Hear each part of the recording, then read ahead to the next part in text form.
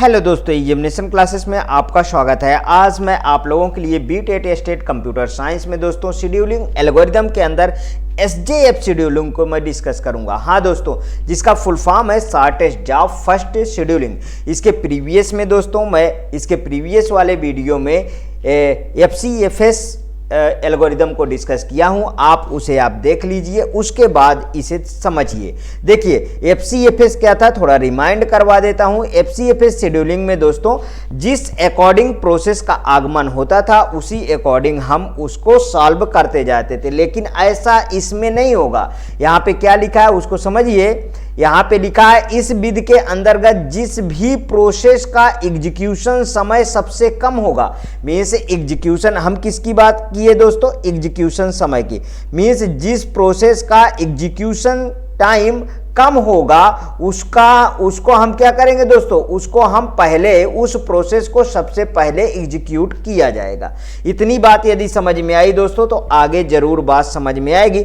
आइए एक एग्जांपल लेते हैं और उस एग्जांपल से हम समझते हैं।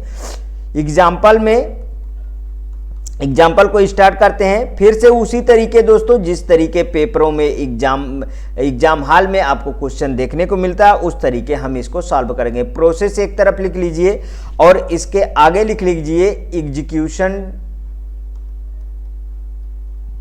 Execution time. ठीक है, एग्जीक्यूशन टाइम लिख लिया। अब यहां पे देखिए P1, P2, P3 और P4। ठीक है, अब यहां पे देख लीजिए 7, 9, 8 और यहां पे 4 आ गया। समझ में आया। अब यहां पे देखिए कि P1 का एग्जीक्यूशन टाइम 7 है, मतलब हमें पहले P1 को नहीं लेना है। इसको हम सॉल्व करने के लिए क्या बनाए दोस्तों, गैंट चार्ट, जैसे हम प्रीवियस में करते आए हैं। गैंट चार्ट आप तैयार कर लीजिए, समझ में आ जाएगा पूरा का पूरा। तो ये मैंने गैंट चार्ट को यहाँ पे, ये देखिए मैंने क्या कर लिया। अब किसका एग्जीक्यूशन टाइम कम है सबसे ज़्यादा, सबसे कम एग्जीक्यूशन जो टाइम है दोस्तों वो है P4 को। तो मैं यहाँ पे क्या ले लूँगा दोस्तों, हम P4 ले लिए और यहाँ पे 0 रखेंगे और यहाँ पे ये 4 डाल दिए। ठीक है, उसके बाद किसका कम है, उसके बाद देखो ये P1 आएगा, जाहिर सी बात है P1 आएगा। तो यहाँ पे आ गया दोस्तों P1।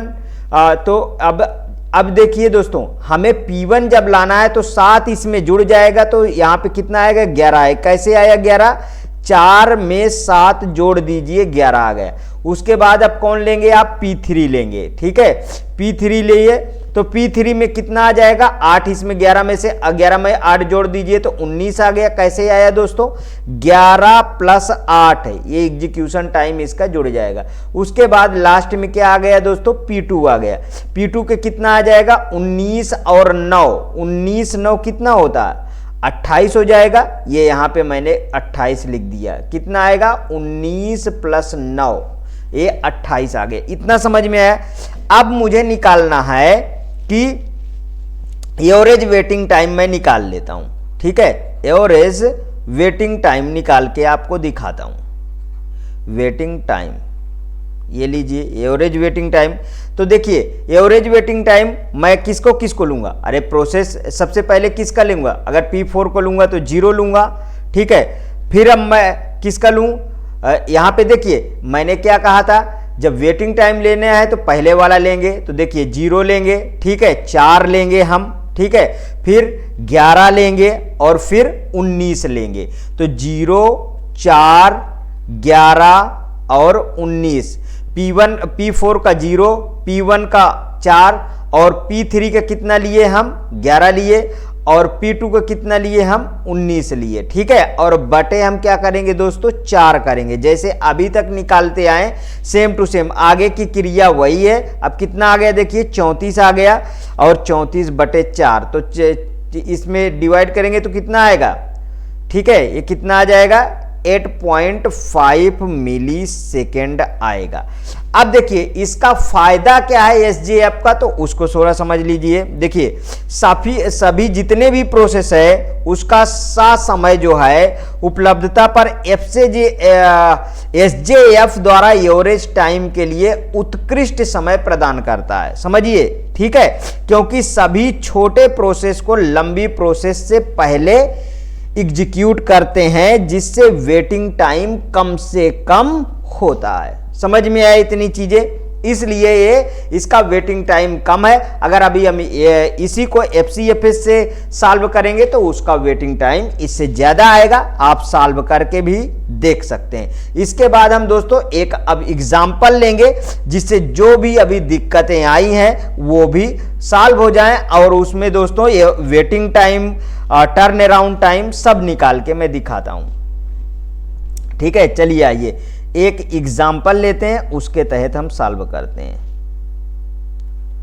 क्वेश्चन नंबर 1, ठीक है, एसजेएफ शॉर्टेस्ट जॉब फर्स्ट। तो यहां पे प्रोसेस लिखिए, प्रोसेस अराइवल टाइम लिखिए, अराइवल टाइम, और फिर एग्जीक्यूशन टाइम लिखिए।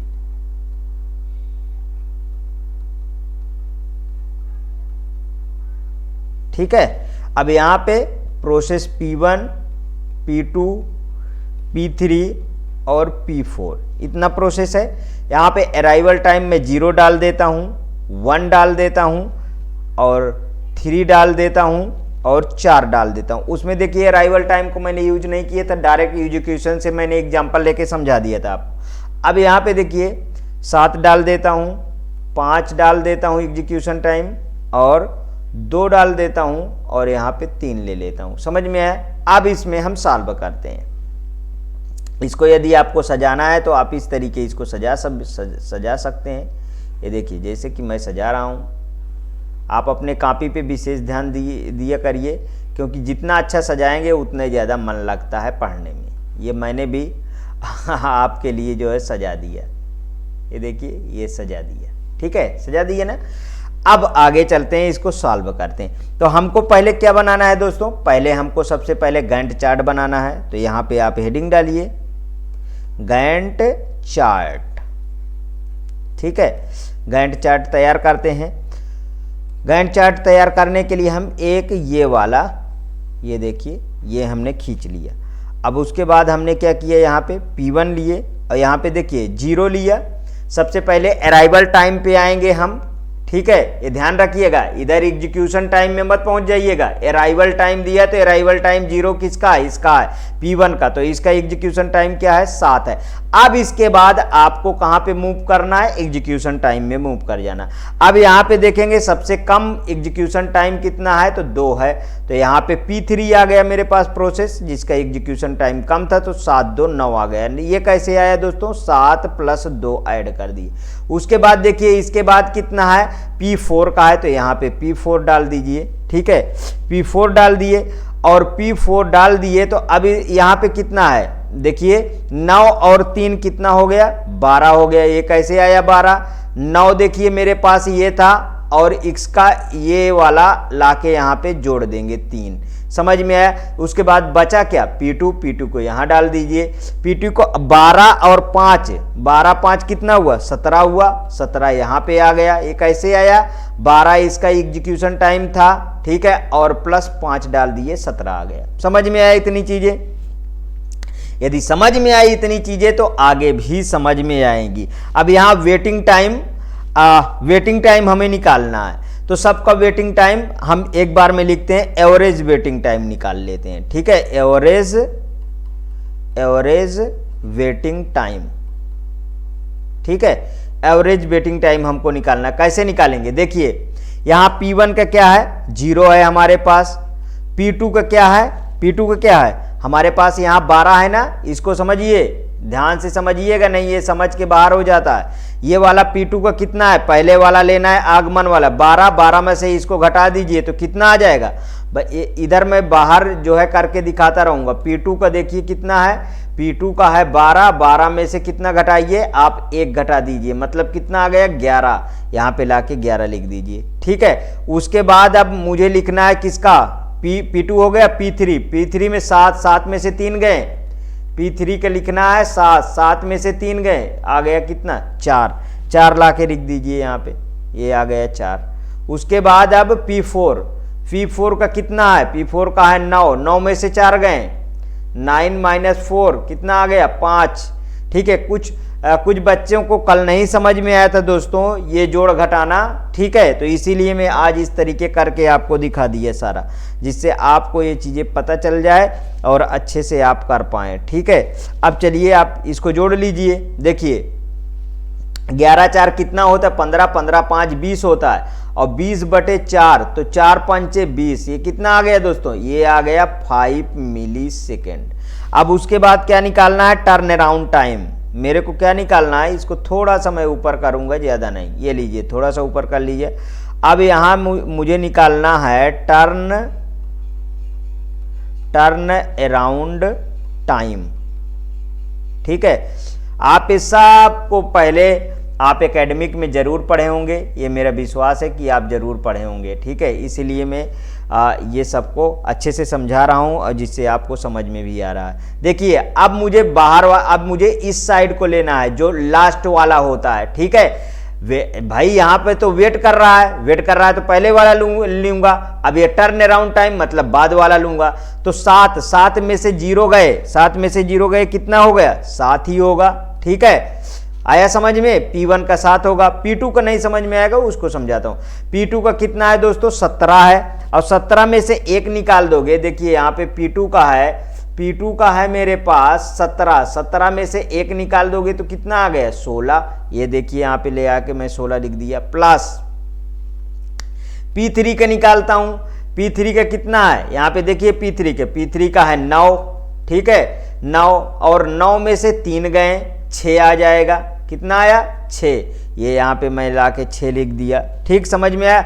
अब P4 का निकाल के दिखाता हूँ। P4 का कितना है, यहाँ पे आइए देखिए, P4 का है 12, 12 में से 4 घटा दीजिए, 12 में से 4 घटा दीजिए, कितना है 8 आ गया। तो ये यहाँ पे 8 मैंने लिख दिया। ठीक है, यहाँ पे 8 और ये यहाँ पे 4। ठीक, अब यहाँ पे देखिए इन सबको जोड़ लीजिए और उसके बाद इस 4 से डिवाइड करिए। तो देखिए 16 और 7 डायरेक्ट जोड़िए, 16 और 7 कितना हो गया, अरे 23 हो गया, और 23 और 6 30 हो गया, और 30 और 8 38 हो गया, 38/4 आ गया। तो 4 9 36 होता है, 4 9 36, और 4 दूनाई 8 होता है, 4 पंचे 20 होता है। ये आ गया आपका दोस्तों, कितना आ गया 9.25। ठीक, 9.25 मिलीसेकेंड। शायद आपको अच्छा लगा है। इसके बाद दोस्तों प्रायोरिटी बेस्ड डिस्कस करेंगे। ठीक है, और राउंड रोबिन डिस्कस करें। अभी 2 एल्गोरिदम है जिससे बहुत क्वेश्चन पूछे जाते हैं, और ये दोनों को बिल्कुल से रट डालिए। हाँ दोस्तों, कहीं जोड़ घटाने में अगर कोई चीज़ गलती हो जाए, अगर मैं बोल भी गलत दूं दोस्तों, तो लेकिन मैं लिखूंगा सही, इतना जान लीजिए। इसलिए बहुत ध्यान से करिए और आप जरूर एग्जाम हॉल में कर पाएंगे, इससे कठिन नहीं आएगा, ये ध्यान रखिएगा आपके लेवल पे। ठीक है दोस्तों, यदि अच्छा लगा तो प्लीज़ और प्लीज़ मेरे एग्जामिनेशन चैनल को आप सब्सक्राइब कर लीजिए, मेरा वीडियो लाइक करिए, ज़्यादा से ज़्यादा दोस्तों शेयर करिए। हाँ, अपनी प्रतिक्रिया कमेंट बॉक्स में जरूर प्रस्तुत कीजिए। ओके दोस्तों, थैंक यू।